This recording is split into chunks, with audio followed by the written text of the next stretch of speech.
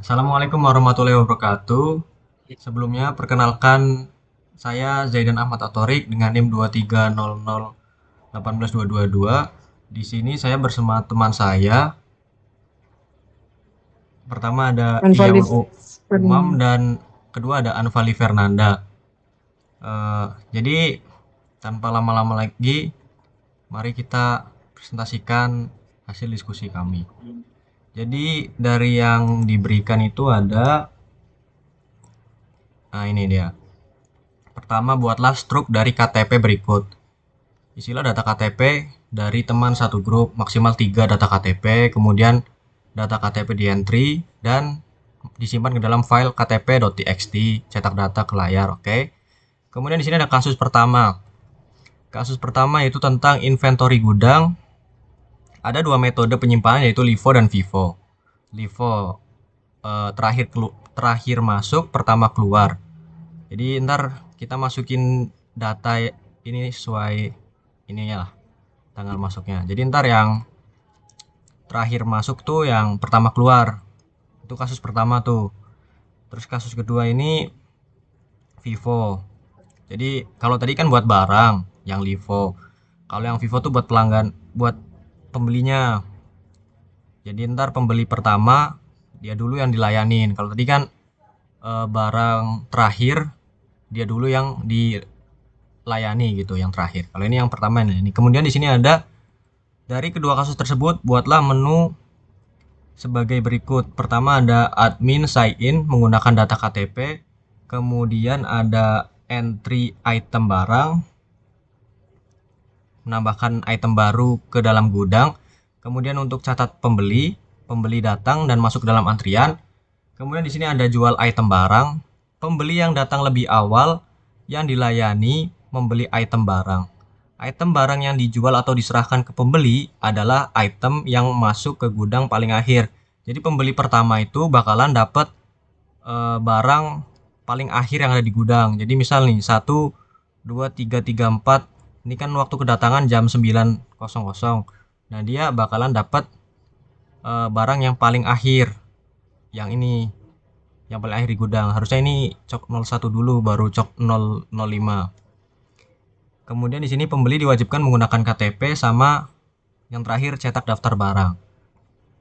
Jadi di sini eh, kami itu bikin satu file main sama 4 file .h-nya atau aksesnya ini. Jadi di sini ada fungsi .h ini tuh buat eh, menjalankan fungsi-fungsi yang ada. Jadi di sini ada void jual barang, tampilkan antrian, admin sign in ini buat data KTP kita. Kemudian di sini ada tambah barang, buat tambahin barang baru. Kemudian di sini buat nyatat pembeli. Jadi buat ngantri apa antrian pembelinya itu. Kemudian di sini ada void buat nampilin menunya tadi, menu utamanya. Kemudian di sini ada ktp.h ini cuman buat nyimpen struknya aja sih, ktp.h, struk KTP, barang.h, struk barang, pembeli.h, struk pembeli. Kemudian di main CPP di sini kita ngakses dulu nih yang tadi barang.h yang ada di sini nih, kemudian fungsi.h sini, ktp.h yang ini, pembeli.h, kemudian fstream ini buat biar ntar jadi file outputnya jadi txt gitu. Kemudian di sini ada iomanip nih buat ngerapin aja sih, ngerapin tabelnya ntar. Kemudian di sini ada iostream ya dasar buat input outputnya. Kemudian di sini ada kui buat antriannya. Kemudian di sini string buat string yang ini ntar yang biar lebih rapi nih. Kemudian di sini ada vektor eh, buat lebih dinamis aja sih. Kemudian di sini tanpa lama-lama lagi langsung tulis saja using namespace std biar nggak usah pakai std lagi. Kemudian di sini saya membuat void jual barang. Di dalamnya itu ada vektor yang apa namanya mengakses objek barang dan objek pembeli. Kemudian di sini ada pengkondisian di mana kalau if-nya itu barangnya itu nggak kosong, jadi itu barangnya ada kan. Kan barang empty itu kosong, kemudian dikasih tanda pentung ya di tidak. Jadi barangnya ada nih, kalau misalkan barang dan pembelinya ada, ntar nambahinnya gini. Pembeli antrian antrian pembeli.front. Jadi ini tuh mengakses pembeli pertama gitu, pembeli paling atas tuh. Kemudian habis diakses kan udah diakses nih. Kemudian dihapuslah antriannya. Jadi udah nggak ada dia. Jadi dia udah dilayani kan. Kalau udah dilayani ya udah dia dihapus dari antrian. Kemudian di sini ada barang item terjual sama dengan barang back. Jadi karena tadi kan yang disuruh tuh pembeli pertama bakalan dapat barang yang terakhir gitu. Jadi di sini kita barangnya tuh pakai barang dot back. Jadi barang paling bawah atau paling terakhir tuh, paling belakang yang ada di gudang. Habis kita dapat akses buat barang paling belakang, kita hapuslah barang paling belakang dengan cara pop nih. Pop back. Nah, kemudian di sini ada yaitu si out pembeli KTP, ini pembeli .ktp ngakses KTP-nya, ini ngakses kodenya. Itu terjual ngakses kode, kemudian ini ngakses tanggalnya. Nah, itu kan kalau if tuh, kalau if barangnya itu ada. Nah, kalau else-nya tuh ada kondisinya lagi. Kalau misalkan else-nya tuh barangnya yang nggak ada, jadi ntar keluarnya ini. Tidak ada barang yang tersedia untuk dijual. Tapi kalau else-nya itu pembelinya yang nggak ada, ntar keluarnya ini. Tidak ada pembeli dalam antrian. Jadi kalau barangnya ada tapi pembelinya nggak ada, ya nggak bakal terjadi ini jual beli.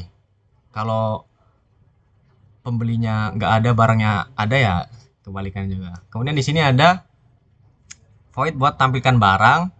Ya ini doang sih, tampilkan barang. Ini ngakses ke barangnya lagi vektornya. Kemudian di sini ada daftar barang di gudang. Kemudian ini left tuh buat rata kiri. Set W15, kode barang, tanggal masuk. Kemudian ini string 35, ini biar ini ada 35. Endline. Nah, kemudian ini buat kayak pointer gitu, buat representasi. Jadi B itu sama dengan barang. Ini buat pointernya.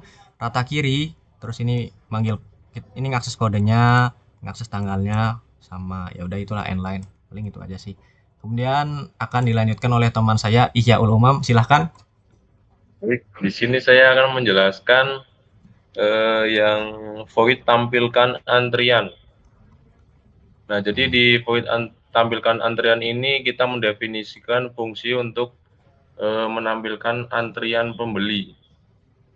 Kemudian kita menampilkan judul, misal judul antrian pembeli. Nah, setelah menampilkan judul, kita membuat suatu headernya dan kemudian menampilkan header, tabel, dan kolom. Setelah menampilkan header, kita membuat string yang difungsikan untuk menampilkan garis pemisah sepanjang 35 karakter. Kemudian ada WW pembeli dan tem antrian. Ini untuk membuat salinan antrian agar antrian yang asli ini tidak berpengaruh. Kemudian ada while sama untuk melakukan iterasi selama antrian itu tidak kosong. Dan ada pembeli untuk mengambil data pembeli di depan antrian. Kemudian ada sama lagi tem antrian ini untuk menghapus pembeli yang sudah diambil dari antrian. Dan di sini kita membuat tampilan untuk menampilkan data KTP pada waktu kedatangan pembeli. Dan di sini untuk mengakhiri loop-nya, kemudian kita membuat void lagi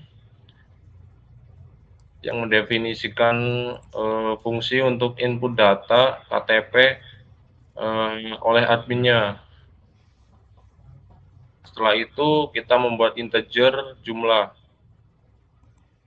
dan menampilkan masukkan jumlah data KTP yang ingin dimasukkan. Nah, di sini kita ini meminta untuk jumlah data KTP ini berapa yang ingin dimasukkan.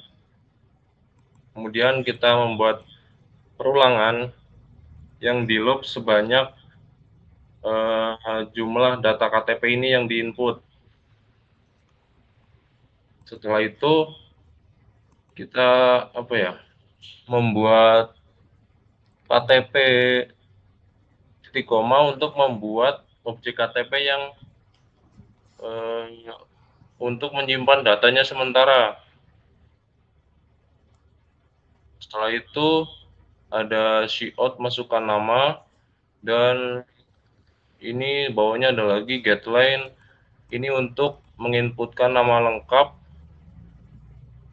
ignore untuk menghindari error dari input. Kemudian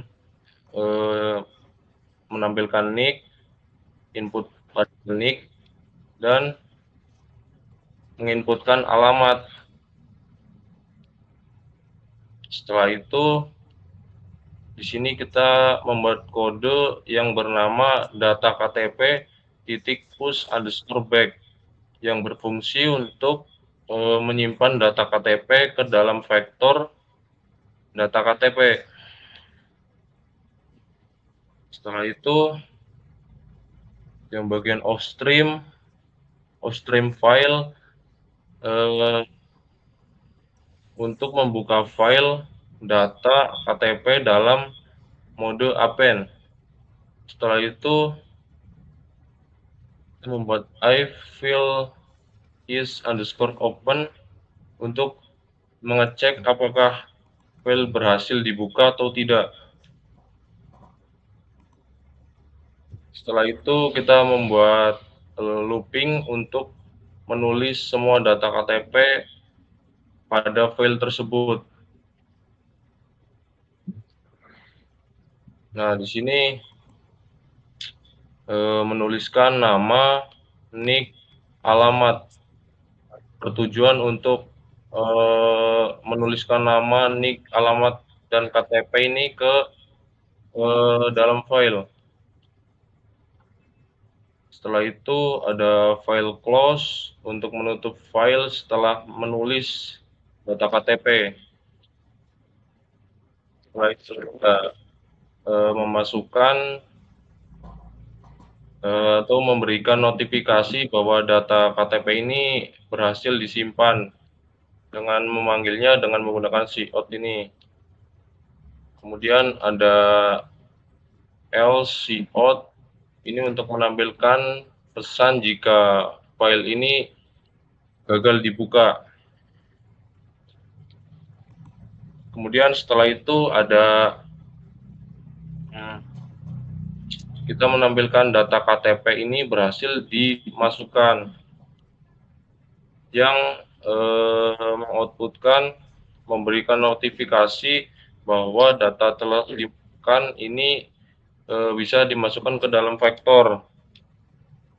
Mungkin itu saja yang dapat saya jelaskan. Selebihnya akan dilanjutkan teman saya. Oke, baik. Di sini saya akan jelasin di bagian void tambah barang itu digunakan untuk menambah data barang baru ke dalam gudang. Itu ada input jumlah barang, itu menentukan jumlah barang yang diinginkan. Kemudian ada melakukan perulangan jumlah barang sesuai yang diinginkan. Terus ada cout untuk memasukkan kode barang pertama, kedua, ataupun ketiga sesuai dengan jumlah barang yang kita inputkan di awal tadi. Kemudian ada masukkan tanggal masuk barang ke satu ataupun itu sesuai dengan tanggal dan tahun. Sesuai jam juga mungkin bisa jadi. Terus dia akan melakukan looping semua jumlah barang yang dimasukkan. Kemudian ada output. Dia melakukan output konfirmasi ataupun menampilkan pesan ketika barang berhasil ditambahkan ke dalam gudang. Ringkasnya, fungsi ini meminta input jumlah barang, kemudian memasukkan data barang, kode, dan tanggal masuk ke dalam daftar, dan menyimpan data barang ke gudang. Terus ada bagian void catat pembeli, digunakan untuk mencatat data pembeli yang datang dan memasukkan ke dalam antrian pembeli. ada input data pembeli, itu diminta untuk memasukkan KTP pembeli. Kemudian ada waktu kedatangan dalam format jam dan disimpan di atribut waktu kedatangan. Memasukkan ke antrian push, data pembeli akan sudah diisi dimasukkan ke dalam QW antrian pembeli menggunakan fungsi push. Terus menampilkan output konfirmasi ataupun pesan setelah pembeli berhasil ditambahkan ke antrian.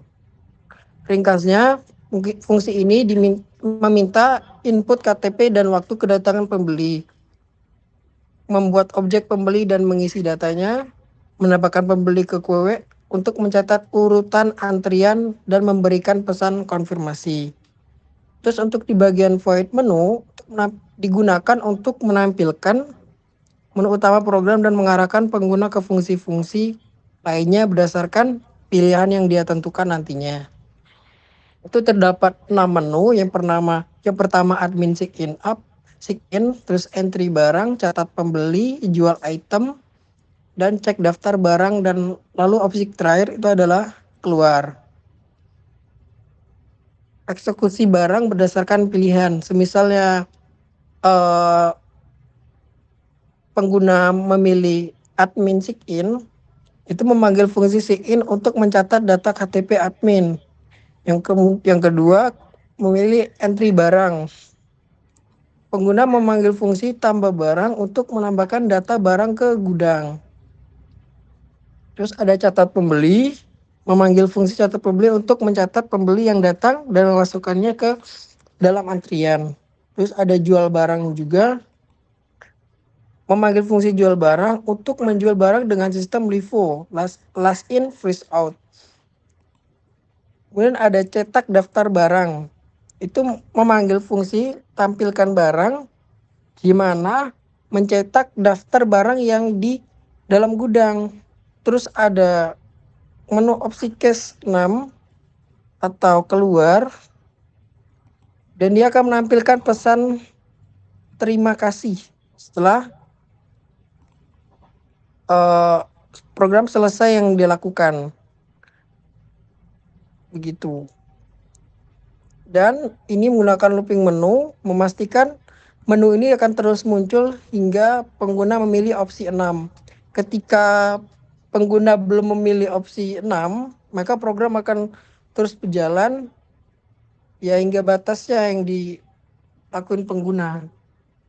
Gitu. Ringkasnya, fungsi ini yang pertama menampilkan menu utama, terus memproses pilihan pengguna, admin login, entry barang, yang tadi kemudian melakukan looping sampai pengguna memilih keluar atau opsi 6. Mungkin begitu yang saya bisa jelaskan. Sekian, saya kembalikan ke Zaidan. Ya, mungkin langsung aja kita jalanin programnya. Bentaran. Nah, jadi ntar menunya gini. Kayak yang tadi tuh ada pertama kita ngesain data KTP kita masing-masing. Habis itu yang kedua ada kita masukin barang, data baru tuh, entry barang. Kemudian ada catat pembeli, jadi biar kita bisa masukin pembeli ke antrian. Kemudian ada jual item, jadi ntar pembeli yang LIFO tuh, jadi pembeli pertama dia bakalan dapat barang yang terakhir di gudang. Jadi pembeli pertama dapat barang yang terakhir masuk. Gitulah. Kemudian di sini cetak daftar barang ya buat nyetak daftar barang yang ada di gudang aja sih. Mungkin langsung aja pilih opsi 1. Masukkan jumlah data KTP yang ingin dimasukkan. Misalkan ada 3 ya. Misalkan Zaidan. Misalkan 3030. Terus alamatnya Purwokerto misalkan ya. Kemudian misalkan di sini ada Ihya, misalkan NIK-nya. Nah, ini di sini ada Cilacap. Kemudian di sini misalkan ada Valdi, terus NIK-nya lah ya. Terus misalkan nomornya dari Klaten. Nah, ntar ininya tuh langsung nge-outputin txt-nya karena tadi kita udah pakai yang namanya fstream dan apa ya tadi ya, dan itulah pokoknya buat txt event itu tadi. Nah, misalkan kita lihat kayak ini dalamnya. Nah, ini data txt yang udah kita buat, Zaidan, Ihya, Valdi, nih. Terus kemudian entry barang, masukkan data barang baru. Masukkan jumlah barang, misalnya kayak yang tadi tuh ada 5 lah ya. Set. Bentar. Misalkan tadi yang pertama itu kan barang yang pertama ini yang masuk cok 1 ya. Berarti kita masukin dulu barang pertama itu kodenya bentar. COK 001 tanggalnya 2020 9/7. Kemudian barang kedua cok 02 2020 9/8. Kemudian barang ketiga sama aja 003 2020 0909. Kemudian barang keempat sama aja cok 04 2020 09 10. Kemudian barang kelima cok 05 set 2020 09 11. Ini sih ya paling ya 11 kan ya. Bentar. Nah, barang berhasil ditambahkan ke gudang. Kemudian kita coba deh, kan kita udah bikin ininya nih. Kita coba cek deh daftar barangnya ada nggak. 4. Salah. 5 maksud saya. 5. Nah, ini barangnya udah masuk nih. Jadi yang pertama masuk adalah cok 001. Dia masuk tanggal 7 bulan 9 tahun 2020. Dan yang terakhir masuk ada cok 005. Dia masuk tanggal 11 bulan 9 dan tahun 2020. Nah, tadi nih tidak ada pembeli dalam antrian. Ya, kalau misalkan kita pilih opsi 4 sebelum kita tambahin antrian pembelinya ya pasti bakalan keluar ini. Tidak ada pembeli dalam antrian. Nah, sebaliknya juga nih kalau misalkan kita udah bikin apa namanya? Kita udah nyatet pembelinya nih. Tapi barangnya tuh belum kita inputin, ya ntar keluarnya tidak ada barang dalam gudang gitu. Kemudian kita catat ya pembelinya ada 3 tadi kalau nggak salah. 3, masukkan KTP pembeli. Misalkan tadi berapa sih? Hapus ya, udahlah. Misalkan KTP pembelinya ada 0. Set. Misalkan dia datang tadi jam 9 lebih 10 menit. Kemudian kita bikin lagi. Catat lagi, set. Masukin KTP pembeli, misalkan. Dia misalkan datangnya jam 9 lebih 11 deh. 09 lebih 11. Nah, terus kita catat lagi nih yang ketiga.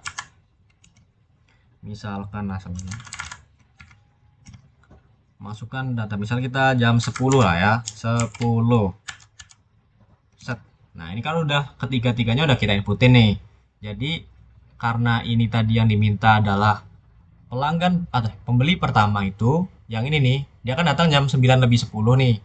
Dia bakalan dapat barang yang terakhir, yang 005. Jadi terakhir diinputin itu yang bakalan didapetin sama yang pertama datang.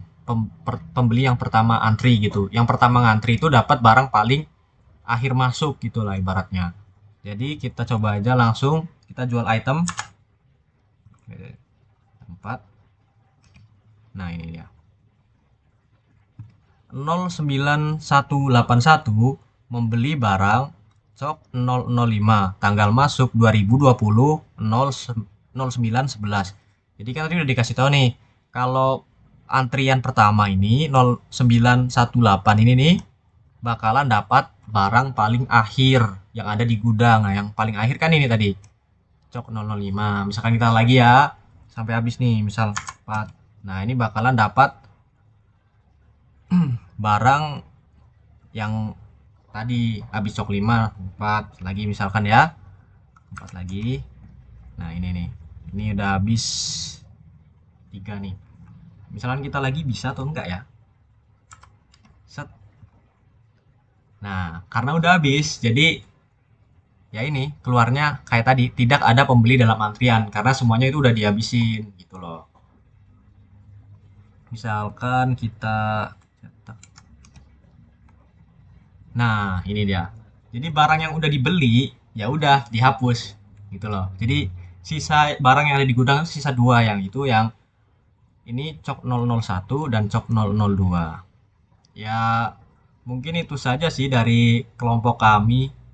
Bila ada salahnya mohon maaf.